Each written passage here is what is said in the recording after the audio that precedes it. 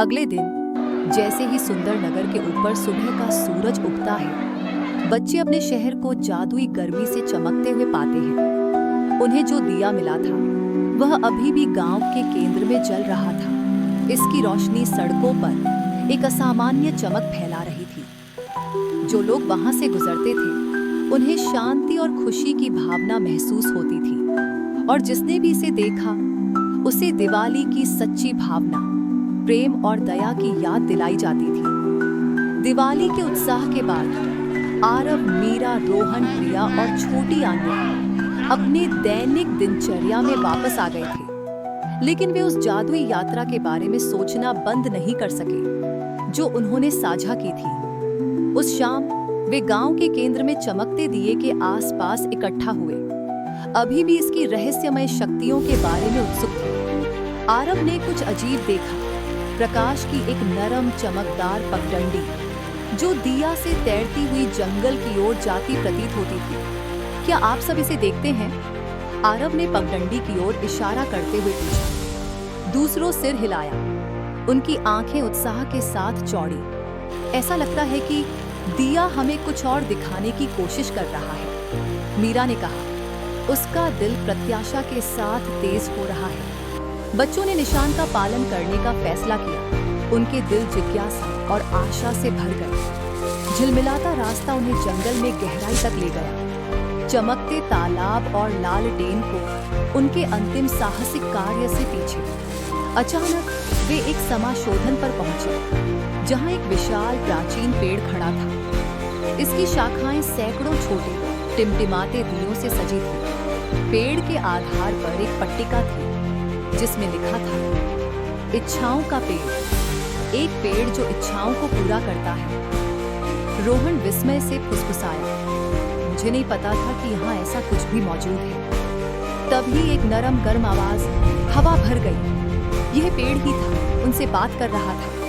नमस्कार छोटों, पेड़ ने विनम्रता से कहा। मैंने आपके द्वारा साझा की गई दयालुता और आपके द्वारा अपने गांव में लाई गई रोशनी को देखा है।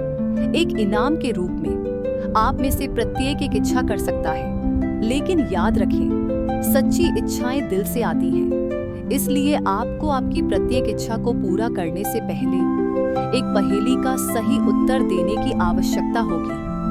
बच्चों ने उत्साहित नजरों का आदान प्रदान किया। प्रत्येक सोच रहा था कि वे क्या चाहते हैं। आरव ने सबसे पहले कदम आगे बढ़ाया। पेड़ ने उससे पहली पहेली पूछी। मैं हूं एक ऐसी चीज जो न मोल से मिलती न तोल से। मुझे बांटने से दिल खुश हो जाए, ये बात सबको भाए।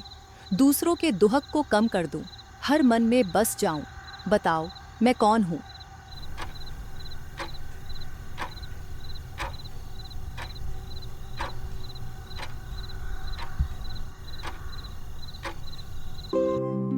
आरव ने आत्मविश्वास से जवाब दिया, दया या करुणा।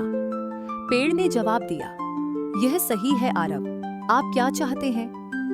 मैं चाहता हूं कि हमारा गांव हमेशा शांति और खुशी का स्थान बना रहे, उन्होंने आत्मविश्वास से कहा। पेड़ एक पल के लिए चमक उठा, जैसे कि उसकी इच्छा को स्वीकार कर रहा हो, और एक ही दिया उसकी शाखा से आरव के हाथों में गिर गया। इसके बाद मीरा आगे बढ़ी। पेड़ ने उससे दूसरी पहेली पूछी। मैं ऐसा खजाना हूं जो बंटने से बढ़ता है। जितना दूसरों को दूं, उतना ही दिल खुश रहता है। ना पैसे में बिकूं, न सोने में तौला जाऊं, सबसे बांटूं तो दुनिया को सुंदर बनाऊं।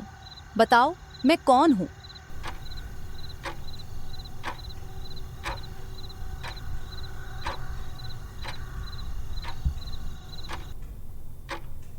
मीरा ने मुस्कुराते हुए जवाब दिया, खुशियां। पेड़ ने कहा, फिर से आप क्या चाहते हैं? मीरा ने आंखें बंद कर लीं और गहराई से सोचने लगी।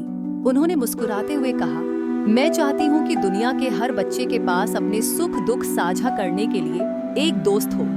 पेड़ ने एक नरम गुनगुनाहट छोड़ी और एक और दिया मीरा के हाथों में गिर गया। अगला रोहन आगे बढ़ा। पेड़ ने उससे तीसरी पहेली पूछी। मैं हूँ एक ऐसी चीज जो कभी न झुकती न टूटती, सपनों में आकर नहीं, हकीकत में ही सूखती। छुपाने से भी मैं छुप नहीं पाती, हर हाल में मैं सामने आ जाती। बताओ मैं कौन हूँ?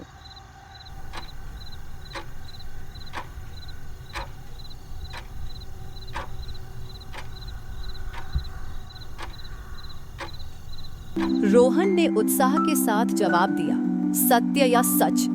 पेड़ ने जवाब दिया, सही जवाब रोहन। आप क्या चाहते हैं? रोहन, जो चुप था, बोल पड़ा, काश मैं हमेशा जरूरतमंद लोगों की मदद करने के लिए पर्याप्त बहादुर हो सकता। एक गर्म प्रकाश ने रोहन को गले लगा लिया और एक दिया उसके पास तैरता हुआ एक साहसी चमक के साथ झिलमिलाता था। इसके बाद प्रिया कदम आगे। पेड़ ने उससे चौथी पहेली पूछी, मैं हूं ऐसा उपहार जो देने से मन हल्का हो जाए, बैर गुस्से को दूर भगाकर दिल को शांत बनाए। मुझे अपना लें तो दिलों में प्यार भर दूं, कड़वाहट की जगह मीठे रिश्ते से भर दूं। बताओ मैं कौन हूं?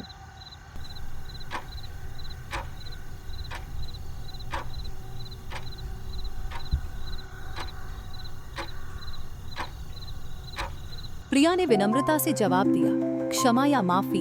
पेड़ ने उत्तर दिया, ठीक है प्रिया, आपकी इच्छा क्या है? प्रिया ने अपनी सहेलियों की तरफ देखा और एक गहरी सांस ली। मैं अपने परिवार के लिए हमेशा खुश और सुरक्षित रहने की कामना करता हूँ। पेड़ ने एक हल्के झटके के साथ जवाब दिया और प्रिया के हाथों में एक और दिया दिखाई दिया। अंत में यह छोटी आन्या की बारी थी। पेड़ ने उससे पांचवी पहेली पूछी, मैं हूं एक ऐसा गुण जो न कभी झुकता है, सच्चाई की राह पर हमेशा चलता है, छुपा नहीं सकता। छवि को मैं सुधारता, दूसरों के दिल में भरोसा जगाता। बताओ मैं कौन हूं?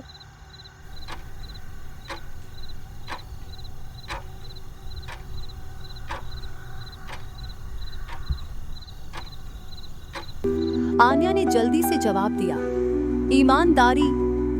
पेड़ ने जवाब दिया, बहुत अच्छा, वह सही है। आप क्या चाहते हैं? उसने पेड़ की ओर देखा, उसकी आंखें प्यार से भरी थीं। मेरी इच्छा है कि मेरी दादी हर दिन हमारे परिवार के प्यार को महसूस कर सके। पेड़ मुस्कुराता हुआ लग रहा था, क्योंकि अंतिम दिया आन्या के लिए नीचे तैर रहा था। के रूप में वह इसे करीब आयोजित, वह एक आरामदायक गर्मी महसूस कर सकता है।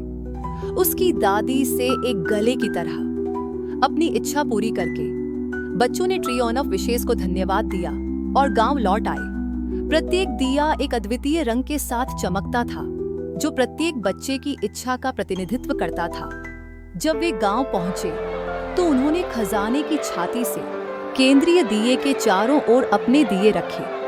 उस रात जब गांव ने दिवाली के अंत का जश्न मनाया, दियों की संयुक्त रोशनी ने सुंदर नगर में एक आकर्षक चमक बिखेर दी और शहर में शांति और प्रेम की भावना बस गई। बच्चों की शुभकामनाओं ने हर ग्रामीण के दिलों को भर दिया, उन्हें याद दिलाया कि जब तक वे दया को जीवित रखते हैं, सुंदर नगर हमेशा प्रकाश और खुशी का स्थान रहेगा। और इसलिए हर साल दिवाली पर ग्रामीण ट्री ऑफ विशेष के चारों ओर इकट्ठा होते हैं, दयालुता फैलाने के लिए हार्दिक वादे करते हैं, जैसे आरव, मीरा, रोहन, प्रिया और आन्या ने किया था। सीखे गए सबक। निस्वार्थता। सबसे बड़ी इच्छाएं वे हैं जो दूसरों की खुशी पर विचार करते हैं। पांचों बच्चों ने निस्वार्थता की शक्ति को उजागर करते हुए अपने गांव और प्रियजनों की बेहतरी की कामना की। दयालुता। दयालुता के कार्य एक लहर प्रभाव पैदा कर सकते हैं, एक समुदाय में खुशी और सद्भाव ला सकते हैं। बच्चों की शुभकामनाओं ने ग्रामीणों को दयालुता की भावना को बनाए रखने के लिए प्रेरित किया।